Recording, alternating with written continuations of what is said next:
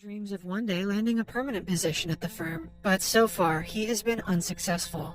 Tai-Su's law firm has been hit with scandal after scandal. Currently, its vice president Min-Chul Hyun is in prison for stock manipulation and embezzlement. A group of protesters have been camping outside the JH headquarters for more than a week to protest against the firm for being unjust and exploitative. Tai-Su's college friend Song also works at the firm as an associate. The latter always invites Tai-Su for drinks on the weekends, but Tai-Su doesn't want to face his friends, who are a lot more successful than him. One day, JH's CEO, Mr. Huang, is mobbed outside the HQ by the protesters. The protesters hurl obscenities at Huang, which aggravates him, and he gets into a fight with the mob. The mob easily overpowers Huang, and seeing his boss in trouble, Tai-Su puts himself in the line of fire to save him. The CEO takes notes of Tai-Su being manhandled by the crowd as he drives away. Impressed by him, Huang invites Tai-Su for dinner, where he meets Rakwon Group's vice president and Hyun's sister, Min Chae-ryung. After Ryung leaves, Huang gets to know more about Tai-Su. Huang promises to give Tai-Su a permanent position at JH if he manages to revitalize a failing zoo called Dongsan Park that one of JH's UK-based clients, Gabriel Incorporated, has acquired. Tai-Su couldn't be more excited and accepts the deal immediately. However, Huang gives him an ultimatum and says that he has exactly 3 months to revitalize the failing zoo. In the next scene, Tai-Su quickly heads over to the zoo, and lo and behold, he learns that the zoo has no animals, except for a troubled polar bear and some other animals that no one would pay to see. Tai-Su talks to the remaining zoo staff, and they reveal that the zoo's animals have been taken away by the loan sharks that the zoo's previous owners owed money to. The zoo staff consists of former directors Seo, veterinarian Han, Hai Kyung, and Gun Wook. After learning that Tai-Su is the new director of the zoo, Seo proceeds to leave, but Tai-Su convinces him to stay, saying his experience will be necessary to bring this zoo back to life. Tai-Su proposes buying animals, but he is told that one can't buy endangered animals. They could seek special permission for research and breeding from the government, but that could take well over 3 months. Later that night, while returning back to his living quarters inside the zoo, Tai-Su is given the scare of a lifetime by a stuffed animal, which he mistakes for a real tiger. One of the laid-off zoo staff reveals that he is taking the stuffed toy to sell it for some money. The next morning, Tai-Su relays his problem to Huang, but the latter tells Tai-Su to return if he can't make it work. Realizing that he may no longer have a future at the company if he fails to deliver, Tai-Su promises to make it work at any cost. Tai-Su then notices pictures of the zoo's annual soft toy contest on the wall, and suddenly, an idea strikes him. He proposes the idea of having the zookeepers dress up as animals. He stresses that people won't be able to tell the difference between a realistic animal costume and a real animal from a certain distance. The zoo staff quickly get on board in the name of saving the zoo, but Han refuses to partake in the foolishness. However, Tai-Su plays with Han's heartstrings by bringing up the story of her becoming a vet because of the zoo's polar bear, Black Nose, eventually persuading her. Tai-Su then contracts a Hollywood costume designer to design a realistic lion, gorilla, sloth, and polar bear costume. Within 2 weeks, they receive the costumes, and Seo suggests hiring actors for the job, but Tai-Su turns down the suggestion, saying their secret could get out.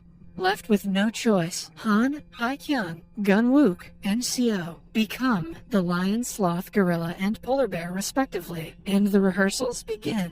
Soon, the zoo's gates are opened to the public, and it receives groups of kindergarten kids and senior citizens. The zoo staff initially struggle, but eventually get the hang of their new job, managing to fool the visitors. Their effort manages to attract 75 visitors in a week, but the numbers are not enough to keep the zoo open, so Tai-Su insists on getting a giraffe to lure more visitors. Meanwhile, Hai Kyung's boyfriend, Sung Min, dumps her after wasting 5 years' worth of her savings on a convenience store near the zoo. Seeing Hai Kyung crying, Gun Wook storms into the store, wearing the gorilla costume, and destroys it. Sung Min reports the gorilla to the police, but he is brushed aside as a lunatic. The following day, Sung Min shows up at the zoo, where Gun Wook again attacks him as a gorilla, exposing their secret in the process.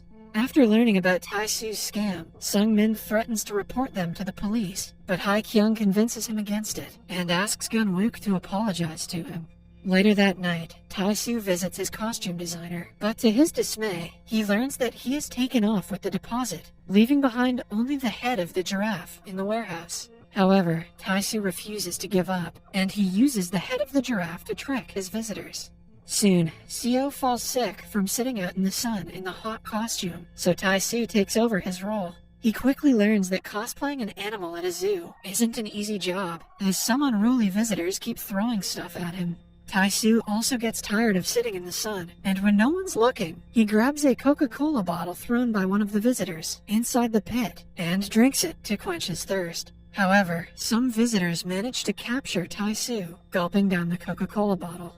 That day, a representative from JH arrives at the zoo and reveals that Tai-Su's request for animal purchase has been approved. After giving him a tour of the zoo, Tai-Su manages to send the rep off. That night, Tai-Su gets a call from Song, who tells him about his plans to visit the zoo with his kids. After seeing JH spending so much money and effort to keep the zoo up and running, Tai-Su asks Song about Gabriel, and Song reveals that Gabriel is Hwang's own shell company that he uses to manage his slush fund, much to Tai-Su's astonishment. The next day, a crowd of people show up at the zoo, and Tai-Su learns that his polar bear has gone viral. After the video of the polar bear drinking Coke hit the internet, Tai-Su and his team couldn't be more excited, and thanks to the polar bear, the zoo becomes a massive hit. Hundreds of people flock to the zoo every day to see the bear drinking Coke, and over the weekend, the zoo makes a massive profit of $100,000. One day, Gun-wook finds Hae-kyung despairing by herself and talks to her. She is still reeling from her breakup, and Gun-wook offers to take her out to dinner. Meanwhile, Tai-Su notices Black Nose roaming outside in the pit. He then finds Han watching an old childhood video of Black Nose by herself. She reveals that she let Black Nose out of the cage so he can get some fresh air. The two then talk about Black Nose's worsening behavior. She says that no matter how spacious the zoo is, it is still a cement cage for the polar bear. She reveals that she once had an opportunity to send the animal to Canada, where it could live in the wild, but she decided to keep it around, hoping that if she did her best, it would get better. She laments her decision, and thanks Tai-Su for saving the zoo, before parting ways. The next day, Hwang offers Tai-Su a permanent position at JH. Tai-Su is ecstatic at the news, but his happiness soon turns into disappointment when Hwang reveals his plans to bulldoze the zoo and build a resort. Rakwan Group had purchased over 25 million square feet of land around the zoo, and they also wanted to buy the zoo itself, but Hwang's shell company Gabriel swooped in and bought it up. Hwang then ordered Tai-Su to revitalize the zoo, so Gabriel could sell the land to Rakwan Group at a much higher price. Tai-Su tries to convince Hwang against selling the zoo, but Hwang dismisses him. Dejected, Tai-Su returns to the zoo to deliver the bad news, but he is surprised by Han and the others with a success party. Former employees of the zoo also join the party and thank Tai-Su for giving them their livelihood back. Seeing them so happy, Tai-Su can't bring himself to break the bad news. However, a former employee of the zoo from earlier in the movie arrives and reveals Rakwan's plans to build a resort on top of the zoo. Tai-Su confirms the news, and the former employees leave, disappointed. Han and the others feel cheated by Tai-Su and refuse to hear him out. Left with no choice, Tai-Su returns to his new job in Seoul and gets on with his life. However, he still regrets what's happening to the zoo. When the Rakwan Group's team arrives to demolish the zoo, Seo gets into an altercation with the company staff and injures himself in the process. The zoo staff reunite in the hospital, and Han proposes a solution. She suggests opening the zoo and putting Rakwan on blast publicly for trying to demolish it. The public campaign works, and the media and environmental activists get all over Rakwan like a bad rash. The development enrages Rakwan's vice president, Ryung, and Hwang promises to remove the miscreant employees from the zoo premises. However, it fails to calm Ryung down, as her attempts to revamp the image of the company have tanked badly. Hwang promises to resolve the problem as soon as possible, and leaves.